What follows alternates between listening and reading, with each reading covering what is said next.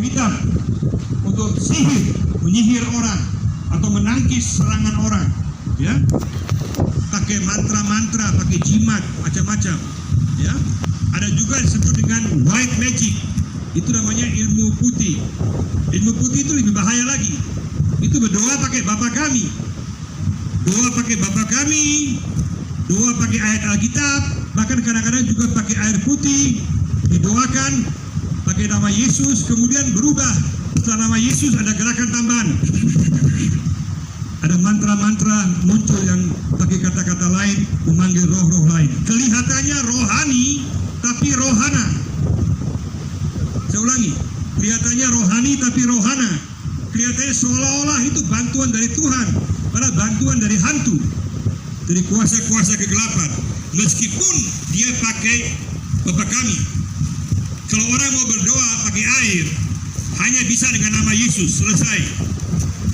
Atau doakan langsung tanpa air juga bisa, tidak perlu pakai air, langsung juga bisa.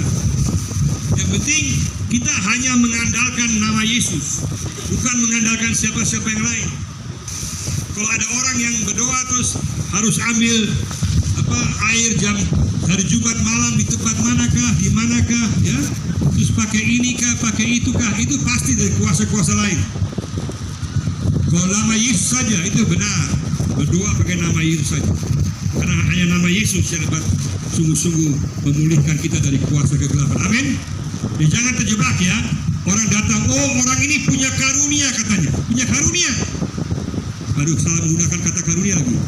Karunia itu berasal dari Tuhan, bukan dari iblis. Ya, orang bilang punya karunia, bawa Alkitab, doa Bapa kami, tapi kemudian bisik mantra-mantra, bikin peraturan, lo harus potong ayam putih kah, lo harus minum ini kah, ambil ini kah, daun ini kah, terakhir itu kan, itu pasti semua berasal dari kuasa kegelapan. Jelas, ya? Jelas. Jadi jangan terjebak dengan yang disebut dengan white magic. Itu ilmu putih, kelihatannya rohani tapi rohana, karena memakai nama Tuhan, tapi intinya memanggil roh-roh yang lain. Itu kekejian bagi Tuhan. Dan akan buat kita akhirnya terjebak, terikat dengan kuasa kegelapan. Itu yang untuk dapatkan kekuasaan. Black magic dan white magic. Yang kedua adalah jenis, yaitu mendapatkan pengetahuan. Ada banyak orang ingin dapat pengetahuan, mungkin menang macam-macam jenis lotre itu, ya. Ada yang pakai merasakan masa depan, telepati, ada yang animisme, pakai bandul, spirit pakai roh-roh, mau tahu siapa. Dulu saya punya teman sekolah itu di Jawa itu, dia anak Cina, dia pergi ke kuburan, dia bawa bandul, dia juga bawa kertas sama pensil, dia tanya soal-soal yang muncul nanti apa ujian akhir. Itu terus dia punya dari kuburan itu tulis. Dia tahu hasil, dia tahu soal-soal yang akan muncul. Itu namanya spiritisme, memanggil roh-roh, dan semua itu nyata. Tapi roh-roh ini membantu bukan gratis. Dia bantu kita, satu masalah dibantu, 10 masalah baru muncul. Kita akan kehilangan ketenangan, kita juga akan kehilangan keselamatan, karena kita telah meminta bantuan pada kuasa kegelapan. Ada juga ramalan, jangan mau ikut ramal-ramal, astrologi, horoskop, kartu, semua kas tinggal, semua itu omong kosong. Ya, semua harus ditinggalkan, semua itu adalah jenis-jenis kuasa kegelapan. Nah, sekarang apa akibatnya sih? Apa akibatnya daripada kuasa kegelapan? Ditolak, dihalau di hadapan Tuhan. Misalnya Imamat 20 ayat 6, ada banyak ayat materinya kasih, bahwa orang yang terlibat kuasa kegelapan apapun jenisnya dihalau, ditolak oleh Tuhan. Kenapa? Karena itu menentang hukum yang pertama. Menentang hukum yang pertama, jangan ada padamu ilah lain di hadapan Tuhan. Setiap orang yang memanggil roh-roh lain, terlibat kuasa kegelapan, pergi ke dukun, berarti dia menentang hukum yang pertama, jangan ada padamu ilah-ilah lain di hadapan Tuhan. Meminta bantuan pada kuasa yang lain. Dalam Galatia 5 dikatakan, dalam Galatia 5, tidak akan mewarisi kerajaan Allah. Tidak akan mewarisi kerajaan Allah. Jangan coba-coba. Ya, jangan sudah setengah mati dunia, masuk surga tuh bilang buat casting gak keluar aja. Jangan sampai. Jangan main-main. Tinggalkan semua itu supaya sungguh-sungguh ikut Tuhan. Yang ketiga adalah dikuasai dan berhutang kepada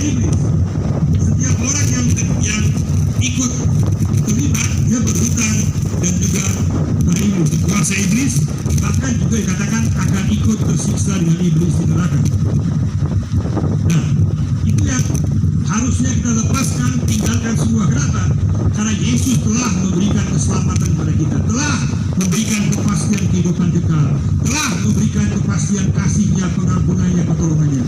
Kenapa kita kembali lagi kepada kuasa-kuasa kegelapan? Harus kita tolak semua jangkar-jangkar ini, kita putuskan, kita tolak saat ini. Amin. Itu harus menjadi kita punya tekad pada saat kita pulang.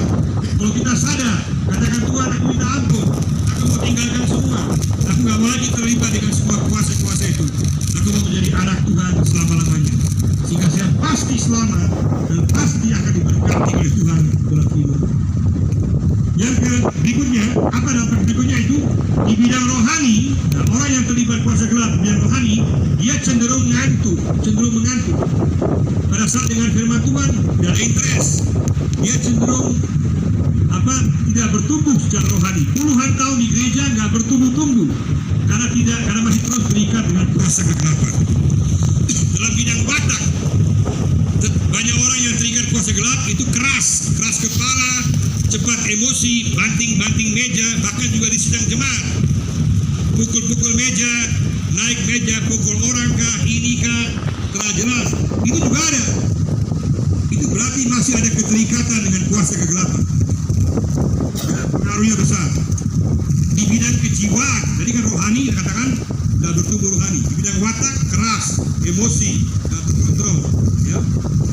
Di bidang jiwa itu dapat dihantui ketakutan mati, takut roh-roh, rasa cemas, putus asa, ingin bunuh diri. Itu semua pengaruh daripada keterikatan kuasa kegelapan. Jelas pada saat tertentu